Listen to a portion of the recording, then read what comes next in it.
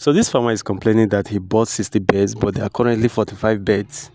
So he noticed that the birds will cluster together and stampede against each other. Like they will just cluster together, and the biggest one or the strongest one will just step on the weaker ones, and that is how he keeps losing his birds. So this kind of thing happens when you don't have enough feeders. You can see that he doesn't give them enough feeders. All right. So it is the ones that are strong that we have access to food, while the weaker ones, will not have access to food. And as a result of that, they will not grow evenly.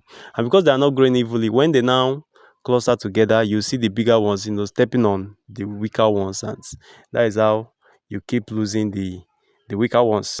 Also, there is one disease condition known as pulorum disease. Okay, it affects chicks. In fact, when you get your birds from the hatchery, when you place your order and your birds arrive, how to know a bird that is or chicks that are infected with pulorum disease is this: the birds will have a deep in water appearance. It will look as if you dip the birds inside water. All right, so their feather will be wet from the hatchery. Okay, it happens at the hatchery. So when you get such birds, they always have this tendency of clustering together. So they will just cluster together. It's either the cluster around the heat source, or they will just find a place and they just cluster together, right? And as they do so, they will just stampede against each other, and that is how you lose your bird.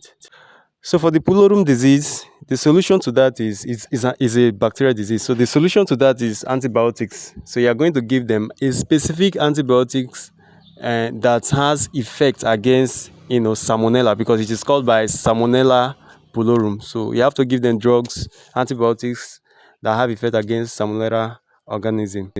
And if the stampeding is as a result of not having enough feeders, then increase the number of feeders for the birds so that they will grow evenly.